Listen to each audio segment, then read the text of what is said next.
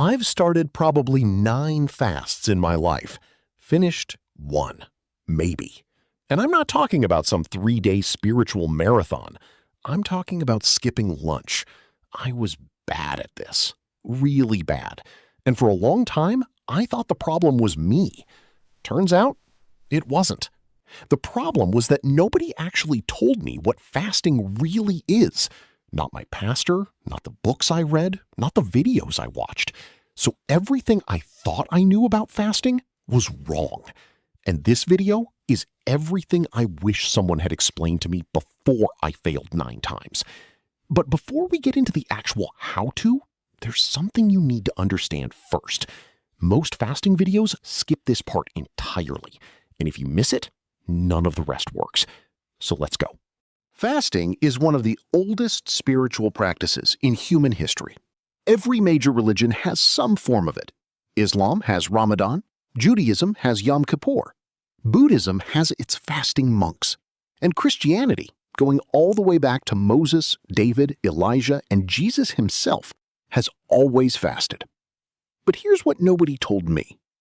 Jesus didn't say if you fast. He said when you fast.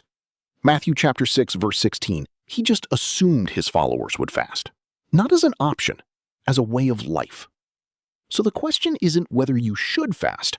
The question is, are you doing it right? Because I definitely wasn't. And the reason most people fail isn't what you think. I used to think I just lacked discipline. I used to think I was too weak. But that wasn't it at all. Let me ask you something.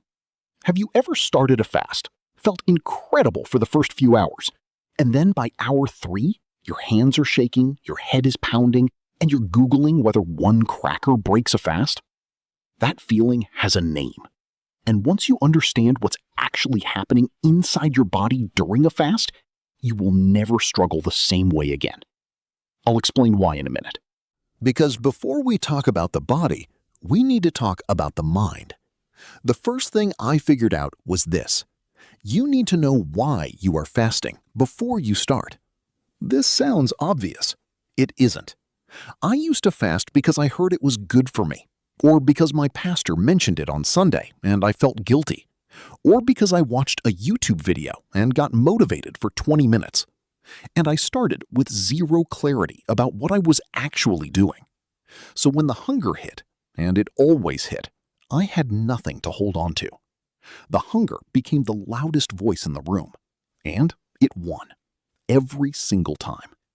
But here's what changed everything for me. When you actually know why you're doing this, the hunger still shows up, but it doesn't win. It can't. Because it's not the loudest thing in the room anymore. Daniel in the Bible didn't fast because someone told him to. He fasted because he was in a foreign land, surrounded by a culture trying to reshape his identity. He refused the king's food out of deep conviction, not stubbornness. He knew exactly why he was saying no, and that clarity protected him. So before you start your next fast, write it down, not in your head, on paper. Why are you fasting? Is it to hear from God? Is it to break a habit that's had its hands around your throat for too long? Is it to pray for someone you love? Is it to reset your relationship with food and discipline? Whatever it is, write it down. Because at hour 6, when your body is screaming at you, that piece of paper is the thing that keeps you standing. Now, knowing your why is only half the battle. The other half is understanding what your body is actually doing during a fast. And this is where I used to completely disconnect faith from biology. Like God only cared about the spiritual stuff, and my body was just along for the ride. But God created my body. He designed it, and He designed it to fast. Then I learned something about my body that nobody in church ever mentioned. In the first few hours of a fast, your body burns through its glucose reserves. That's the sugar stored in your blood and your liver. And when that runs out, your body does something remarkable. It switches fuel sources entirely. Instead of burning sugar, it starts burning fat. This state is called ketosis, and it's the point where fasting stops being painful and starts becoming powerful. Your mind gets clearer. Your energy stabilizes. The desperate shaking hunger of the first few hours fades, and something else happens. Something that science is only beginning to fully understand. Your body enters a process called autophagy. Autophagy is essentially your body eating itself, but in the best possible way. It begins destroying old, damaged cells, recycling broken proteins, cleaning out cellular waste that's been building up inside you. Your body literally becomes a self-cleaning machine. Now, here's a question I never heard anyone ask in church. If God designed your body to heal itself, clean itself, and shift to a more efficient fuel source, why would He design a spiritual discipline that triggers exactly this process? Sit with that for a second, because that question leads directly into the most important thing in this entire video. Here's the thing that broke me open. Fasting is not about removing food. It is about removing everything that competes with God's voice. Read that again. Fasting is not about removing food. It is about removing everything that competes with God's voice. Food is just the entry point. It is the most basic, most immediate, most constant need your body has. You need food multiple times every single day, which means food has more scheduled access to your attention than almost anything else in your life. And when you remove it, something happens in the silence. The noise drops. The mental chatter quiets. The thing you've been avoiding thinking about, it rises to the surface. And somewhere in that quiet, God shows up. Not because you earned it, just because you finally stopped moving long enough to notice Him. Isaiah 58, verse 6. Is not this the kind of fasting I have chosen? To loose the chains of injustice, to set the oppressed free, to break every yoke. God wasn't talking about skipping lunch. He was talking about liberation. He was talking about the kind of fasting that breaks things that cannot be broken any other way. But here's what shocked me. What God describes in Isaiah 58 is not the kind of fasting most Christians actually practice. Most Christians fast from food, but feast on their phones. They remove the meal, but keep every distraction. They create silence in their stomach, but fill their eyes and ears with constant noise.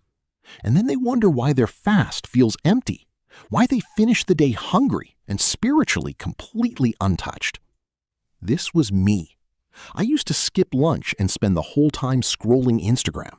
I thought the hunger was the point. It's not. The silence is the point. And I was filling the silence with garbage. That was the hidden mistake that ruined almost every fast I ever attempted. And it leads directly into the practical side, the beginner's guide that makes everything we just talked about actually work in your real life. Because knowing all this is one thing. Walking it out, hour by hour, temptation by temptation, is something completely different. So let's build your fast from the ground up. If you've never fasted before, or if every fast you've started has ended in failure, here's exactly how to begin. Start with a shorter window than you think you need. Not a 3-day fast, not even a full day. Start with skipping one meal and replacing it with intentional prayer. That's it. One meal. One window of intentional silence. And do not fill that window with your phone. Do not fill it with Netflix. Do not fill it with anything. Sit in the silence and let it be uncomfortable, because the discomfort is the point. The silence is awful at first. You want to grab your phone. You want to eat something. You want to do literally anything else. But if you just sit there, actually sit there, something shifts. And I can't really describe it. You just have to do it. Now, what do you do when you're fasting and the hunger becomes unbearable? I learned a specific technique rooted in Scripture that changes everything in that moment, and I had never heard it taught anywhere. Here's what you do. When the hunger peaks, do not fight it. Redirect it. Every time your body sends you a hunger signal during a fast, that signal is a prayer prompt, not an emergency, a reminder. Your body says, I need food, and you say, no, but God, I need you. You turn the hunger into a conversation. You take what your flesh demands and you hand it directly to God. This is what Jesus modeled in the wilderness. 40 days without food. And when the enemy came and said, turn these stones into bread, Jesus didn't say he wasn't hungry. He was hungry. He said, man shall not live on bread alone, but on every word that comes from the mouth of God. He redirected the hunger. He used the desire for food as fuel for something higher. And that is the secret that changed everything about fasting for me. You are not fighting your hunger. You are using it. Now, here's what a real beginner's fast looks like, built from everything we just covered. Day 1, skip breakfast. Drink water. When the hunger hits, pray. Write down what comes to your mind during that silence. Do not scroll your phone during the time you would have eaten. Sit with God instead. That's your fast. That's the beginning. And if you do that consistently, one meal at a time, you will build something that most Christians never build. A fasting muscle. Because fasting is exactly like a muscle. The first time you fast, it is hard and it breaks you down. But if you rest, recover, and return, you come back stronger. And over time, what used to break you at hour 2 becomes something you barely notice at hour 12.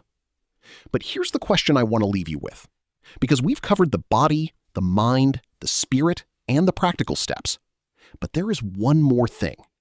One thing that determines whether all of this actually changes your life, or whether you watch this video, feel inspired for 20 minutes, and then go back to exactly the way things were. And that one thing is not discipline.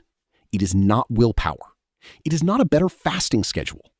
It is something far more fundamental than any of that. But I want to hear from you. What do you think separates the person who fasts once and quits from the person who fasts consistently and is genuinely transformed by it?